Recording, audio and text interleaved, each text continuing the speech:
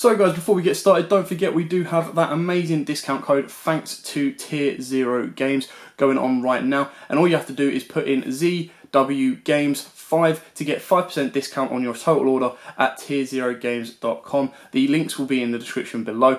What's up YouTube, Dan here from Z4 Games, and this one is very, very exciting. So we are bringing you a 59, a little bit weird, card Noble Knight deck that came first place at the charity event this weekend.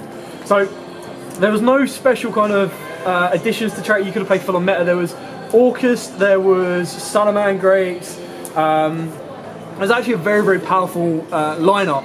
And Tom here went with a 59 card unorthodox Noble Knight deck and went 5-0 and won it all. And he won this amazing calendar. Thank you Konami for the Karibo calendar. But again, like I said, it was so weird that it was a 59 card deck. So we're going to let him go through the profile. Before we get started, please like, comment, subscribe and share so you don't miss out on any more like this. As you can tell, he is a Crystal Beast fan, which is why I had to show this mat off because the mat is beautiful. And without further ado, he's going to take us through his 59 card Noble Knight deck. So first off, the main Noble Knights, you play 3 of. Play 3 Madral, 3 Brothers, 3 Boars, and 3 Gawain. So these are a bit different applications. Obviously Madral with an equip is most of the combo by itself. So obviously you want to see him as often as possible. In a 59 card deck. 59 card deck, yes. Brothers special summons 2 other Noble Knights from the hand when he's normal summoned. So that's a good way to start off your combos, and I mean, also he's got an amazing recycle effect. You target 3 Noble Knights and Noble Arms in your graveyard, shuffle them to deck, draw a card. Now it's not once per turn, it's only soft ones per turn, so if you recycle the Brothers you can use it multiple times per turn. 3 Gawain, you play a fair few Noble Knight monsters that have the gimmick when they're not equipped with a Noble Knight spell, they're treated as light normal monsters on the field. So Gawain can just special summon himself from the hand whenever you control a light normal monster. So there's another warrior extender. And 3 Noble Knight Boars. Boars is probably one of the most important cards in the deck because when he's equipped with a card, when he's equipped with a Noble Arms, he can select 3 Noble Arm cards from his deck, add one of them to the hand, send the other 2 to the graveyard. And this is how you set up Trap, which is absolutely amazing, and we'll get into that later. So I think the 2-ofs, I play 2 2-ofs, 2 Noble Knight Custman and 2 Noble Knight Torrigus. So Custman, when you control a Noble Arms equip spell, you can special summon him from the hand. And when he's used as material, you can also gain an additional normal summon of a Noble Knight, so it's another fairly good extender. I didn't play him at 3 because you don't want to see him too often in hand, and he's also fairly searchable as well. Noble Knight Arthur, I play him because I play Unexpected Die, so another warrior monster on the field. The one-offs, Dristan, Chalabad, Ikatar, Lanslane, and Grenifar.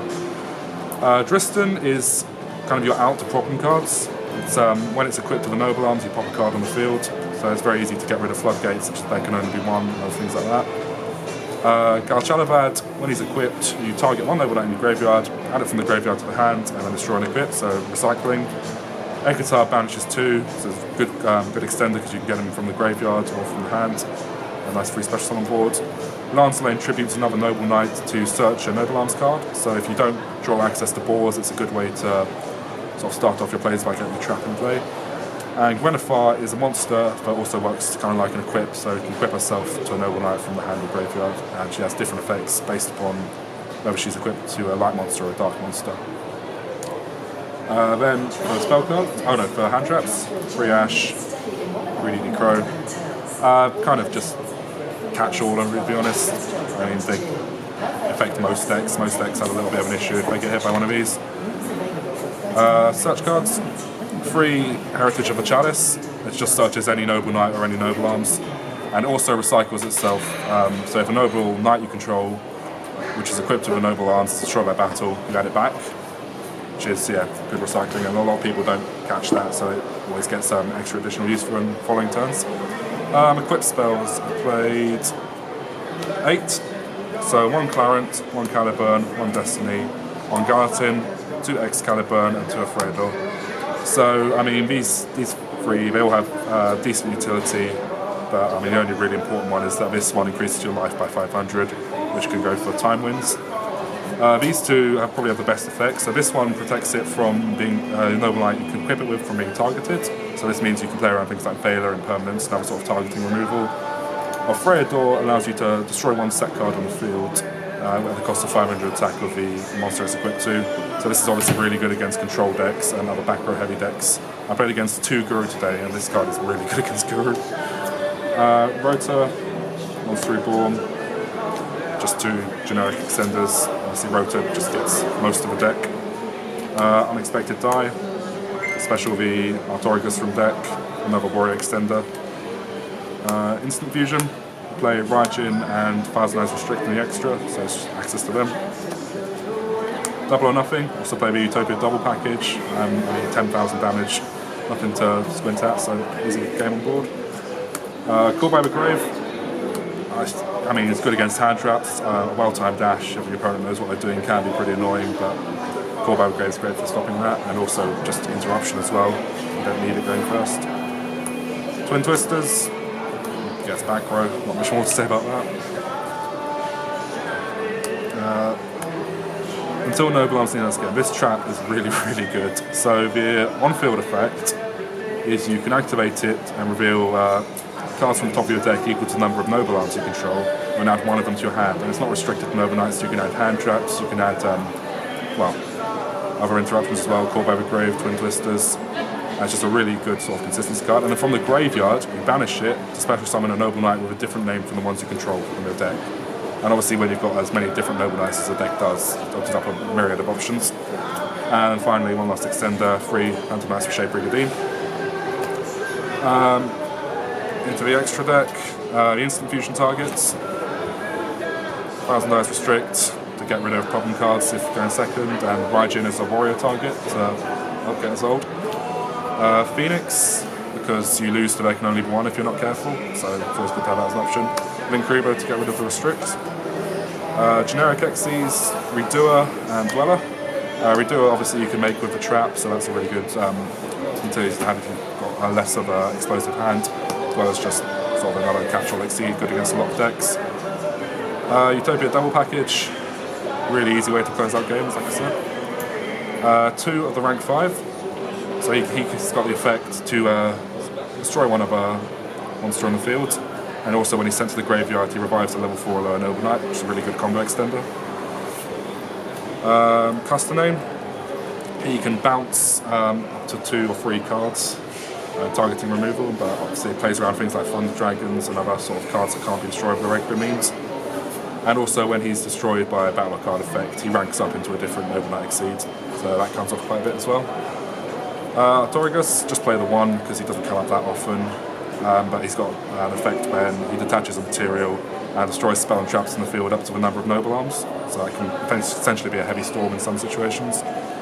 Isolde does the job, so it sends Eclipse to the graveyard to set up plays, and searches a warrior for follow-up turns.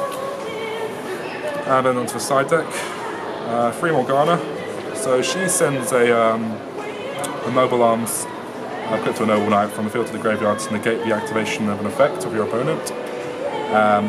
It's not that great going second, so I put it in the side deck and only side it in when I'm planning on going first. Lancia, sort of catch-all against Thunder Dragons and Orcust, and any other sort of deck will come up like that. System Down, Orcust is probably the hardest matchup, so System Down to make that a bit easier. Evenly Matched, just again a sort of catch-all against a lot of different decks. A lot of decks struggle to recover from them evenly. And finally Mystic Mine. So going second against decks that are heavy on monster effects, you can activate Mystic Mine and then quite easily go for Utopia double. It's an easy enough way to finish off games.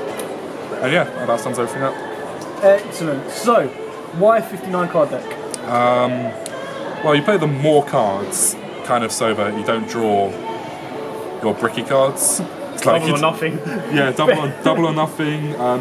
Multiple equips. You kind of only really want to see one equip in your opening hand. And also, just a lot of the decks just extenders. So you need access to boars turn 1 really, and the amount of ways you've got to make Isolde and then summon the boars off Isolde makes it fairly easy to do that.